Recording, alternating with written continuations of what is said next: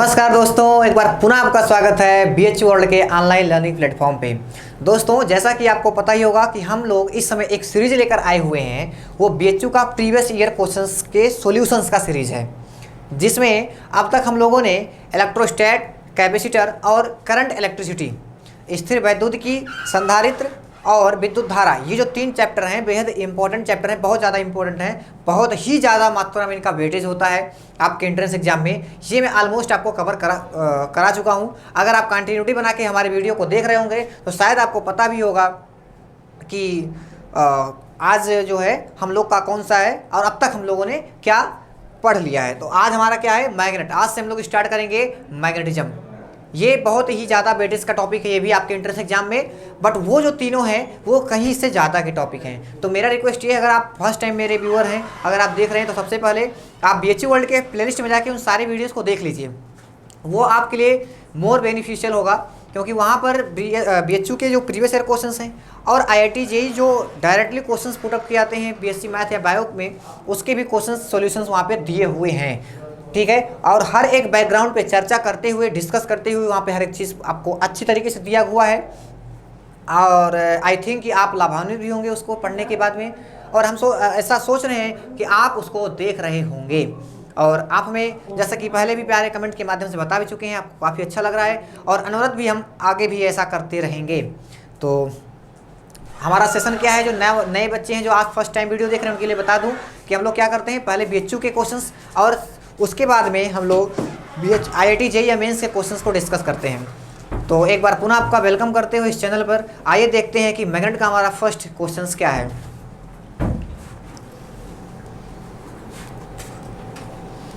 First questions आपको screen पर दिख रहा होगा, क्या लिखा हुआ है, magnet field at the centre of a circular loop of area A is B. अगर कोई सर्कुलर लूप है जिसका एरिया हमको क्षेत्रफल दे रखा है कितना है ए, और उसके सेंटर पे केंद्र पर कितना उसका चुंबकीय क्षेत्र है, मैग्नेटिक फील्ड कितना है, वो बी है, कैपिटल बी है।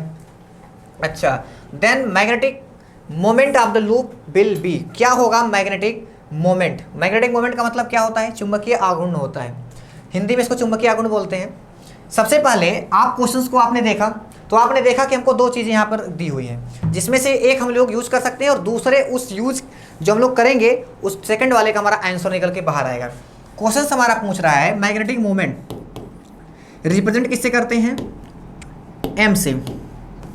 किससे हम लोग इसको शो करते हैं, कैपिटल एम से। एम का फार्मूला आपको पता ही होगा, एम इज इक्वल टू क्या होता है, आई इंटू ए। एम का फार्मूला क्या होता है, आई इंटू ए। लेकिन ये इसके लिए वैलिड है जब हमारे चक्करों की संख्या, नंबर ऑफ टर्न्स सिंगल होता है। डेट मीन्स हमारा मेन फार्मूला है वो एन आई ए होता है, where N is equal to number of turns, ये चक्रों की संख्या होती है। यहां पर हम लोग अगर हमको दिया हुआ है एन इज इक्वल टू 1, तो हम लोग इसको ले सकते हैं M is equal to I into A. तो सबसे पहले जब हमने क्वेश्चन को देखा तो हमको पता चला कि m is equal to I into A formula होता है। फिर हमने यहाँ पे देखा फार्मूले को, तो यहाँ पर a तो आया हुआ है, हर एक ऑप्शन में a आके बैठा हुआ है, बट कहीं भी हमको i नहीं दिख रहा है कि करंट इलेक्ट्रिसिटी जो करंट है हमारा i, वो डायरेक्टली यहाँ पे यूज हुआ है। इसका मतलब ये है कि ये अप्रत्यक्ष रूप से इनडायरेक्टली कुछ वैल्यू लेकर यहाँ पर बैठा हुआ है। उस वैल्यू को ही आपको फाइंड आउट करना है कि what will be the value of this. तो देखते हैं कि i की वैल्यू को हम लोग कैसे फाइंड आउट करेंगे। वो हमारा लूप है, कैसा लूप है, सर्कुलर है, तो उसका एरिया आप लोग लिख सकते हो 100%, उसका दिया हुआ है एरिया ए। तो आपको सिंपली पता होगा कि पाई आर स्क्वायर हम लोग इसको लिखते हैं। यहाँ से you can find A upon pi, R square is equal to A upon pi. तो यहाँ से हो जाएगा R is equal to under root A upon pi. ये एक वैल्यू हमको रिसीव हुई, R is equal to under root A upon pi, क्योंकि आप देख रहे होंगे कि आर वहाँ पे जो उसका रेडियस है, त्रिज्या है, वो कहीं डायरेक्टली यूज नहीं हुआ है हमारे क्वेश्चंस में। इसका मतलब आर हमारा किस फॉर्म में है, इस एरिया और पाई के फॉर्म में आकर बैठा हुआ है। एक चीज़ हमको और गिवन है, ये हमारा लूप है, इसके सेंटर पर हमको मैग्नेटिक फील्ड दे रखा है कि बी है। तो लूप के सेंटर पर मैग्नेटिक फील्ड कितना होता है, जो मेन जनरल फार्मूला होता है लूप का, वो क्या होता है, अगर हमारा कोई लूप है, इससे x डिस्टेंस पे अगर हम लोग कोई पॉइंट P पिकअप करते हैं और इसका रेडियस अगर r है, तो इस P पॉइंट पे हम अगर निकालें मैग्नेटिक फील्ड, तो क्या निकल के आता है mu naught I R square upon में 2 into R square plus X square की पावर में 3/2। ये हमारा मेन फार्मूला होता है। इस फार्मूले के हेल्प से आप सेंटर का फार्मूला निकाल सकते हो, क्योंकि ये जनरल वे में फार्मूला लिखा हुआ है। सेंटर पर निकालने के लिए आप क्या करोगे, व्हाट विल यू डू, तो यहाँ से आप करोगे x इज इक्वल टू 0 कर दोगे। देखो हमारा P पॉइंट अभी यहाँ पर है, हमको निकालना क्या है, सेंटर पर निकालना है। मतलब ये P पॉइंट ओवरलैप कर गया सेंटर पर यहाँ पर, तो मतलब x हमारा 0 हो गया। और जैसे ही आप x यहाँ पे 0 रखोगे तो x स्क्वायर हमारा 0 हो जाएगा, तो आर स्क्वायर की पावर 3/2 बचेगा, 2 से कैंसिल हो जाएगा, तो यहाँ बचेगा आर क्यूब और आर स्क्वायर ऊपर वाले को काट देगा, फाइनली मिलेगा mu naught I upon 2r। तो इसको हम लोग लिख सकते हैं b is equal to mu naught I upon 2r। Radius है, r रेडियस है, कैपिटल R स्मॉल r उससे डजेंट मैटर। तो यहाँ से हम लोग i निकाल लेते हैं, क्योंकि i ही छुपा रुस्तम है, यहाँ पर i ही दूसरे फॉर्म में आकर बैठा हुआ है।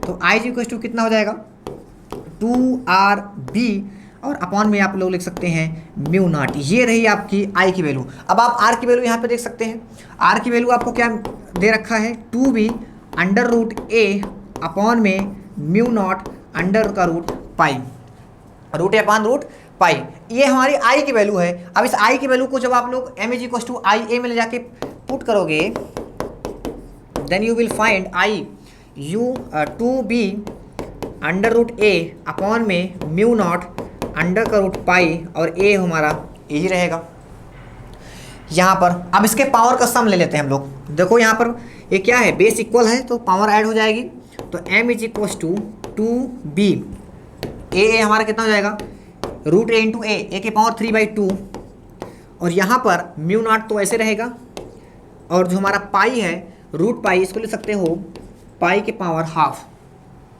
तो 2ba की पावर 3/2 अपॉन म्यू नॉट पाई की पावर में हाफ। तो देखते हैं ये हमारा कौन सा ऑप्शन मैच कर रहा है। इसमें ऑप्शन हमारा मैच कर रहा है D option. D option is correct option. Okay, D option correct option. अच्छा, यहाँ पे एक टर्म्स यूज हुआ है म्यू नॉट।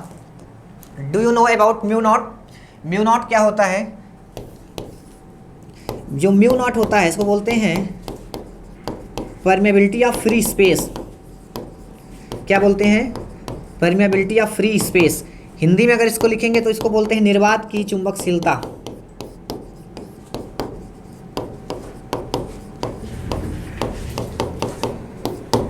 इसकी वैल्यू कितनी होती है? इसकी वैल्यू होती है 4 पाई इंटू 10 के power -7 Newton upon ampere square. आपको यूनिट रखने का एक फायदा होगा कि अगर आपसे डायमेंशन के क्वेश्चंस आएंगे तो आप डायरेक्टली यहाँ से Newton upon ampere square, Newton का क्या होता है MLT-2 होता है। ओके, और अपना यहाँ से आप डायमेंशन फाइंड आउट कर सकते हैं। तो ये रहा हमारा फर्स्ट क्वेश्चन। आई थिंक कि आपको ये पूरा क्वेश्चन अच्छे से समझ में आया होगा। चलिए देखते हैं हमारा अगला क्वेश्चन क्या है। अगला क्वेश्चन कह रहा है a copper wire of diameter 1.6 mm। हमारा एक वायर है जो कॉपर का है, उसका जो व्यास है, जो डायमीटर है वो 1.6 mm है, मिलीमीटर में है। अच्छा, और उसके पास में करंट I है, 1 नहीं है, ये I है। फिर पूछ रहा है कि उसमें मैक्सिमम मैग्नेटिक फील्ड, जो मैक्सिमम मैग्नेटिक फील्ड है ड्यू टू थिन वायर, मतलब उस वायर की वजह से जो उसका अधिकतम चुंबकीय क्षेत्र है, मैग्नेटिक मैक्सिमम मैग्नेटिक फील्ड, वो हमारा कितना है 5 × 10 की पावर -1 टेस्ला। अच्छा, फिर पूछ क्या रहा है the value of I is, मतलब इलेक्ट्रिक करंट की वैल्यू कितनी होगी। तो आप यहाँ पर देखो सीधा फार्मूले बेस्ड क्वेश्चंस आए हुए हैं। सबसे पहले अगर आपको फार्मूला पता है तो आप फार्मूले में वैल्यू रखो और अपने वैल्यू के हिसाब से आपको आपका आंसर मिल जाएगा। चलो देखते हैं इसके लिए हम लोग क्या यूज़ करेंगे। आपको पता ही होगा कि थिन वायर के लिए हम लोग फार्मूला कौन सा यूज़ करते हैं। बी के लिए डायरेक्टली अगर हम लोग लिखें तो बी इज इक्वल टू होता है म्यू नॉट I अपॉन में 2 पाई R। क्या होता है 2 पाई R, इतनी बात पता है।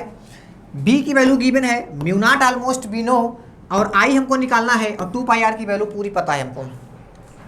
और B हमारा कितना है यहाँ पर B हमारा है 5 × 10 के पावर -1, और ये बराबर है म्यू नॉट, वैल्यू रखो 4 पाई × 10 के पावर -7 और इंटू में I, यही तो फाइंड आउट करना है। और 2 पाई यहाँ पे रखने दो, और पॉइंट देखो यहाँ पे 1.6 mm क्या है, डायमीटर है, व्यास है, इसका आधा करो रेडियस त्रिज्या आएगा।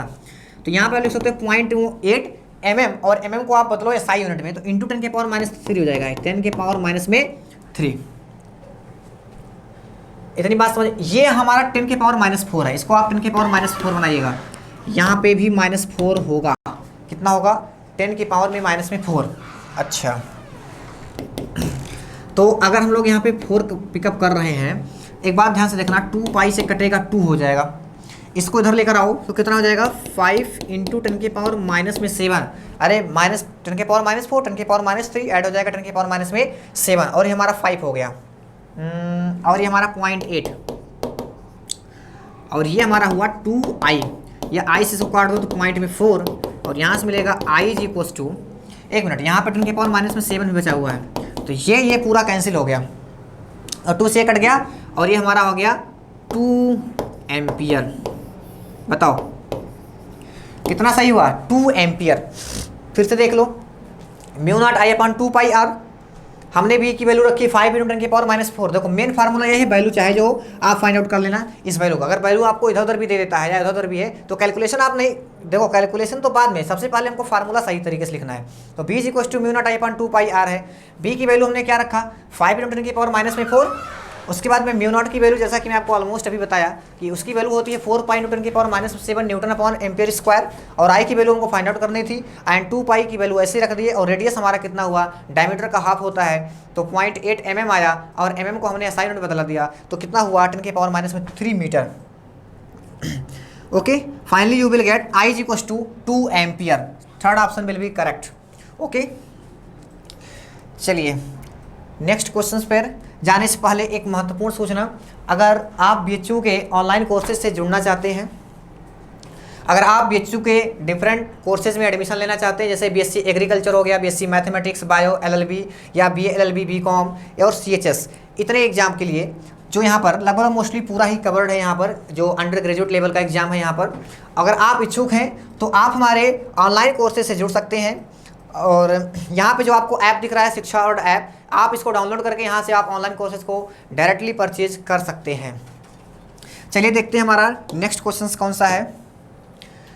कुछ फिगर्स बना हुआ है नेक्स्ट क्वेश्चन में, और आपसे पूछ क्या रहा है, दिया हुआ है ए 50 centimetre long bar magnet AB। Bar magnet AB जैसा कि आप देख पा रहे होंगे AB है, बार मैग्नेट है, और ये कितना मीटर लंबा है 50 सेंटीमीटर, मतलब इसका जो लेंथ है वो 50 सेंटीमीटर है, या पॉइंट में 5 मीटर है। आप तुरंत उसको कन्वर्ट कर दिया करो CGS से लाके उसमें SI यूनिट में, ठीक है, क्योंकि हमारा जो और सब है वो SI यूनिट में है, और जो इसका स्पीड है वो 4 मीटर/सेकंड गिवन है। कितना दे रखा है 4 मीटर/सेकंड, और उसका जो मैग्नेटिक फील्ड है B = वो दे रखा है 0.01 टेस्ला। ध्यान दीजिएगा, कभी कभी आपको गॉस भी पूछ सकता है, तो वो हमारा SI यूनिट में नहीं आता है, तो आप उसको अपने हिसाब से मैनेज कर दीजिएगा। हमेशा सबसे पहले तो देखो कि हमारा यूनिट सेम है कि नहीं, मात्रक सेम है कि नहीं। तो EMF कितना होगा, EMF जनरेट हो जाता है जब कोई हमारा जो ये अगर वायर है, जैसे बार मैग्नेट है, जब ये हमारा किसी मैग्नेटिक फील्ड में मूव करता है तो इसमें 2 प्रकार की फील्ड जनरेट हो जाती है। मैग्नेटिक फील्ड तो ऑटोमेटिक जनरेट होता ही होता है, लेकिन होता है क्या है, तो ये कंडक्टर, इसमें होते हैं इलेक्ट्रॉन, और अंदर उस पर एक फोर्स लगता है तो उसमें हमारा एक इलेक्ट्रिक फील्ड बनकर तैयार हो जाता है। तो वहाँ से सारे वो पूरा डेरिवेशन यहाँ पे तो पॉसिबल नहीं है, लेकिन फाइनली हमको जो फार्मूला मिलता है उस फार्मूले के हेल्प से हम लोग इस क्वेश्चन का आंसर पता कर सकते हैं। तो जो हमारा E का फार्मूला आता है डायरेक्टली, उसको हम लोग लिखें तो VL आता है।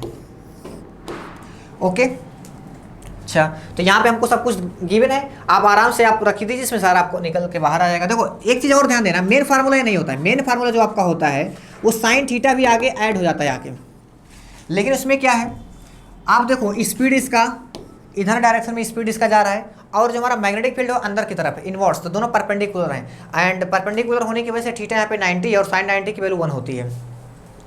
चलो वैल्यू रखते हैं, देखते हैं क्या मिलेगा। यहाँ से हमको मिला 0.01, वेलोसिटी कितनी है हमको 4, और लेंथ हमको गिवन है 0.5। तो यहाँ से हमको मिला 0.01, और यहाँ से मिला 2, यहाँ से मिला 0.02 वोल्ट। EMF है इलेक्ट्रोमोटिव फोर्स, कोई फोर्स नहीं होता है, वो पोटेंशियल डिफरेंस टाइप का ही होता है।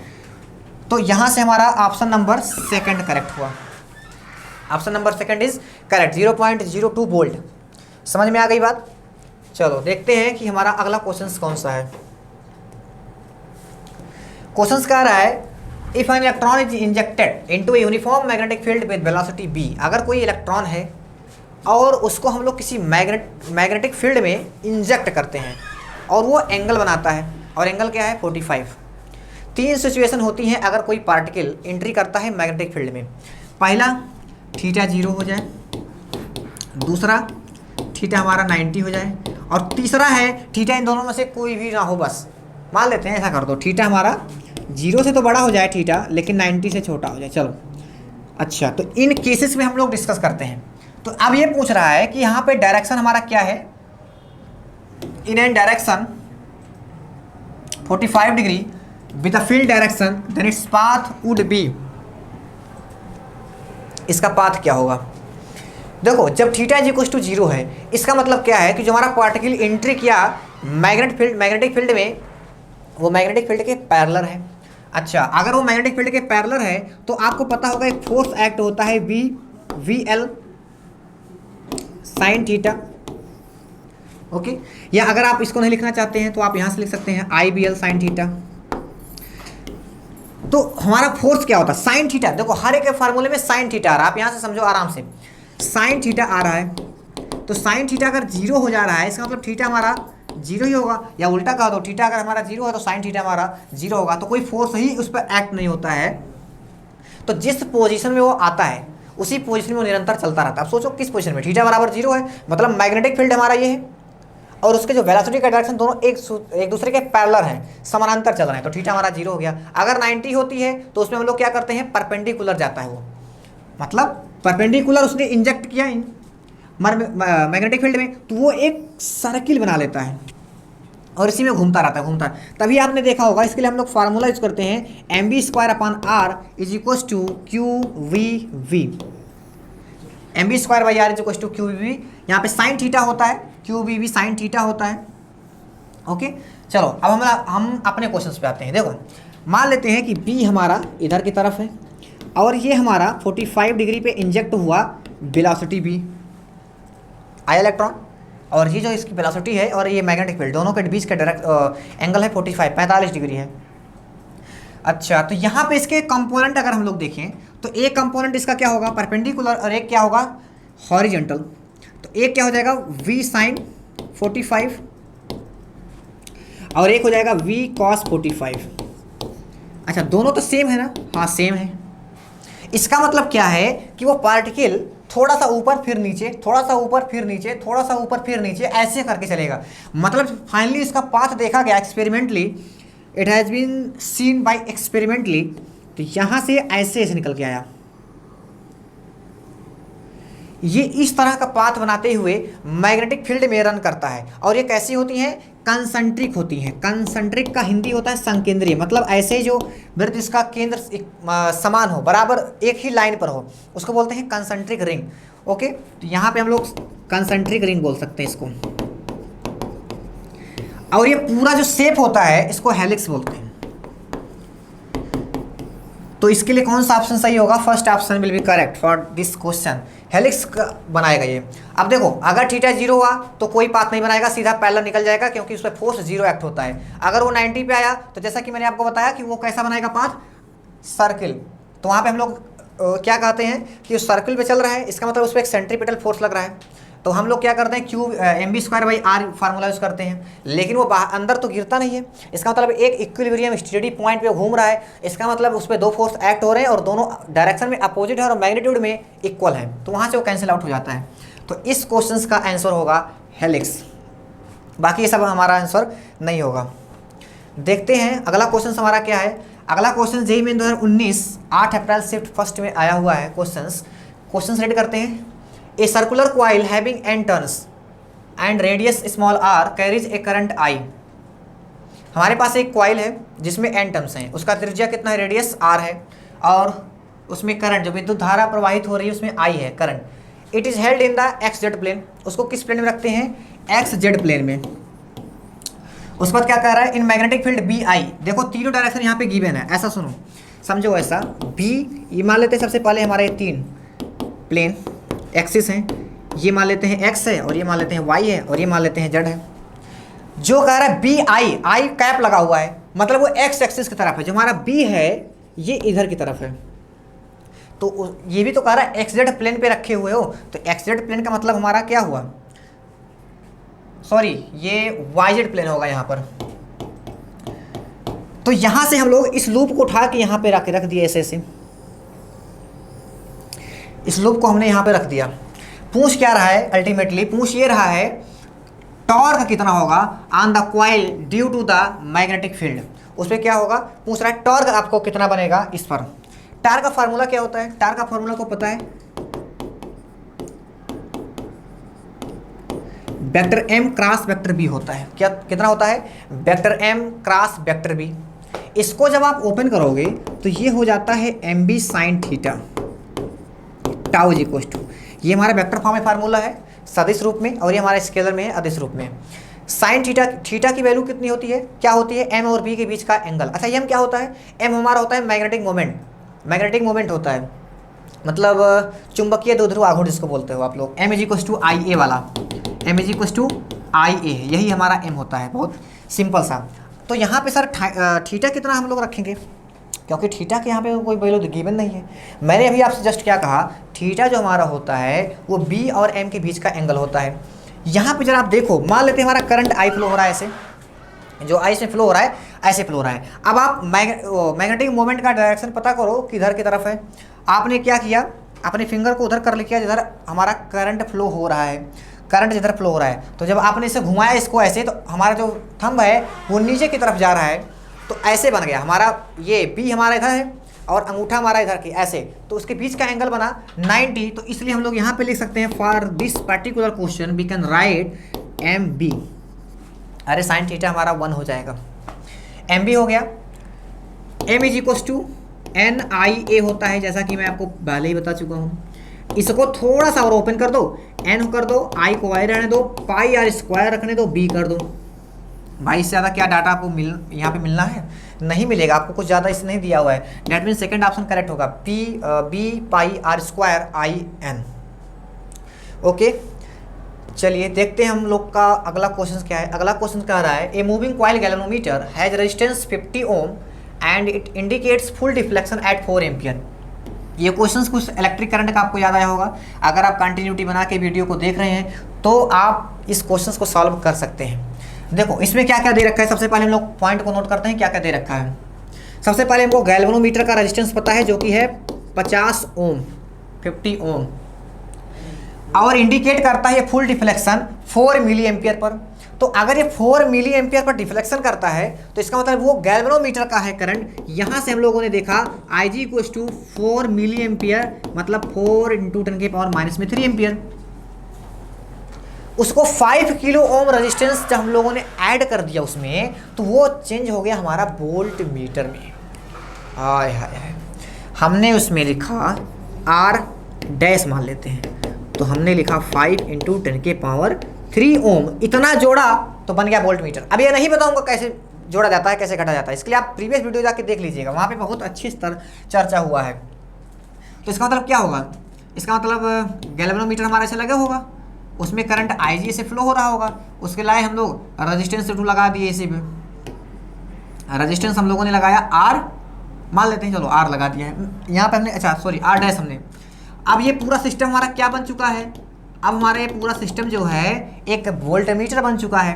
अब इसका निकालना क्या, सिंपल देखो, यूजिंग इस वोल्ट मीटर का हमको निकालना है इसका वोल्टेज।